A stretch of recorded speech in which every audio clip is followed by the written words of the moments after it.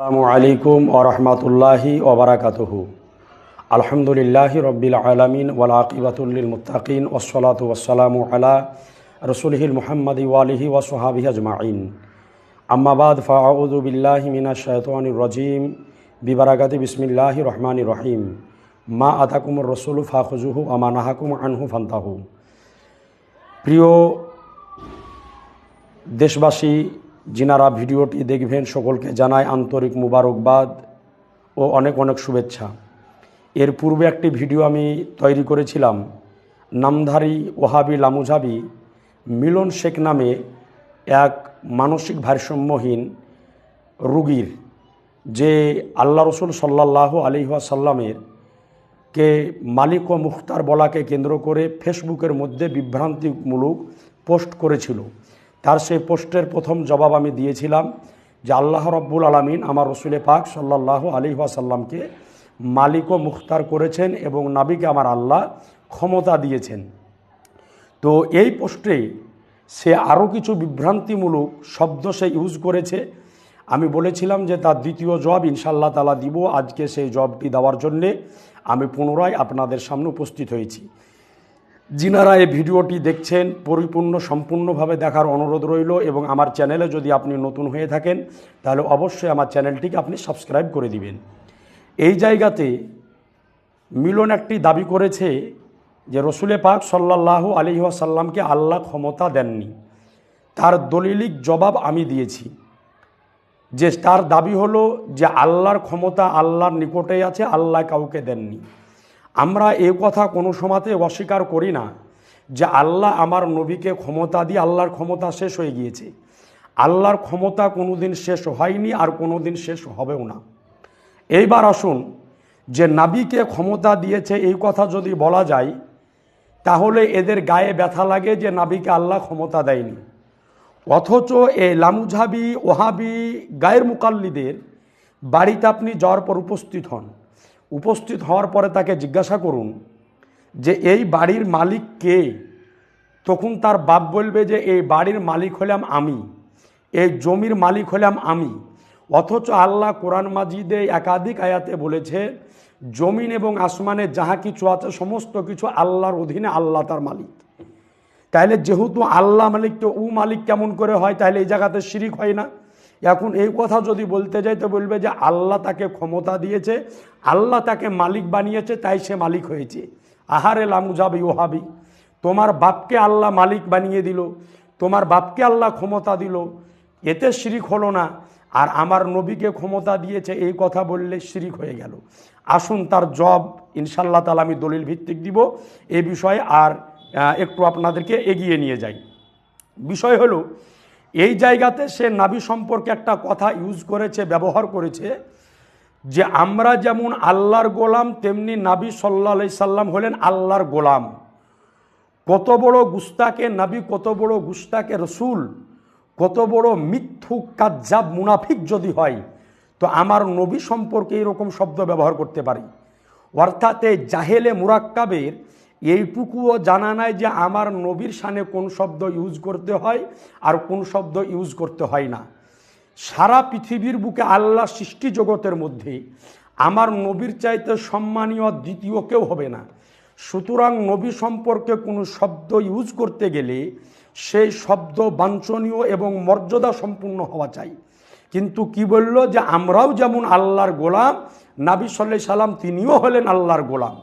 অর্থাৎ নবী সম্পর্কে কি শব্দ চয়ন করতে হয় এই বেকুব মুনাফিকের এইটুকুও জানা নাই। আল্লাহ রব্বুল আলামিন পবিত্র কোরআন শরীফ সূরা নূরের 63 নম্বর আয়াতের মধ্যে বলেন লা তাজআলু দুআআর রাসূলি বাইনাকুম কাদুআই বাদুকুম বাদান। অর্থাৎ আল্লাহ বলেন যে হে মানব সম্প্রদায়, তোমরা আমার রসুলকে এইরকমভাবে ডেকো না যেমনভাবে তোমরা একে অপরকে ডাকো। অর্থাৎ নাবিকে এ নাবির জন্য এই রকম শব্দ ব্যবহার করিও না যেই রকম শব্দ তোমরা একে অপরের জন্য ব্যবহার করো।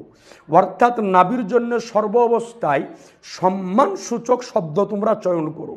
কিন্তু আসলে কথা হচ্ছে যে আল্লাহ জব দিন লেতা হে তো আকলে কো ছিন লেতা হে। তো এর ব্যাপার হচ্ছে তাই, ই তো হচ্ছে আসলে একজন গুস্তাকে নবী, গুস্তাকে রসুল। এইবার আসুন, সে এই জায়গাতে আরেকটা কথা বলেছে যে এই রোহিত শেখ নামে যে আমাদের সুন্নি ভাই, তাকে তার ব্যাপারে লিখেছে রোহিত খান নামে এক জাহিল মুশরিক। অর্থাৎ এই রোহিত খান আমাদের সুন্নি একজন প্রিয় ভাই, যে বিভিন্ন লেখনির মাধ্যম দিয়ে ফেসবুকে অনেক দলিল ভিত্তিক লেখনী তার ফেসবুক আইডির মধ্যে দিয়ে থাকে, আপনারা একটু দেখতে পারেন। তাকে মুশরিক বলেছে। বিষয় হলো যে শরিয়াতের বিধান, সহিহ বুখারীর হাদিস, নবী আমার বলেন যে কোনো ব্যক্তি যদি কোনো ব্যক্তিকে কাফের বা মুশরিক যদি বলে, তো দুইজনের মধ্যে একজন ব্যক্তি কাফের বা মুশরিক হওয়া বাঞ্ছনীয় হবেই। অর্থাৎ আমি যদি কাউকে মুশরিক বা কাফের বলে দিই, ওই ব্যক্তি যদি কাফের বা মুশরিক যদি হয় তো ঠিক আছে, আর যদি সেই ব্যক্তি কাফের বা মুশরিক না হয় তাহলে সেই ফতোয়া পুনরায় আমার দিকে ঘুরে আসবে। সুতরাং এই মিলন শেখ লামুজাবি মানসিক ভারসাম্যহীন রুগী, রোহিত খান নামে এই ব্যক্তিকে, এই ছেলেটা কি বলেছে যে মুশরিক, অর্থাৎ একে যদি মুশরিক প্রমাণ করতে না পারে তাহলে মিলন শেখ নিজে কাফের বা মুশরিক হয়ে গিয়েছে। সুতরাং মিলন শেখকে আহ্বান করব যে তওবা করে নতুন করে কালেমা পড়ে মুসলমান হও, আর বাড়িতে যদি বিবাহিতা স্ত্রী যদি থাকে, বাড়িওয়ালি যদি থাকে, তাকে আবার পুনরায় বিবাহ করুন।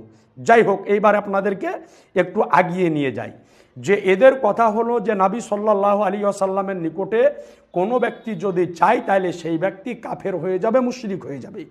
আসুন এবার আমরা দলিলের আলোকে দেখব যে নবীর নিকটে কোনো সাহাবী চেয়েছেন না চাননি। হাদিসটি বর্ণিত হয়েছে সুনানে আবু দাউদের মধ্যে, হাদিস নাম্বার 1320, দারুস সালাম রিয়াদ সৌদি আরব থেকে ছাপা। হাদিস বর্ণনা করতেছেন হজরতে আবু সালমা বিন আব্দুর রহমান। তিনি বলেন হজরতে রাবিয়া বিন কাব আসলামী রাদিয়াল্লাহু তাআলা আনহু আমাকে বলতে আমি শুনেছি তিনাকে যে এক রাত্রে রসুলে পাক সাল্লাল্লাহু আলাইহি সাল্লামের খিদমতে আমি ছিলাম।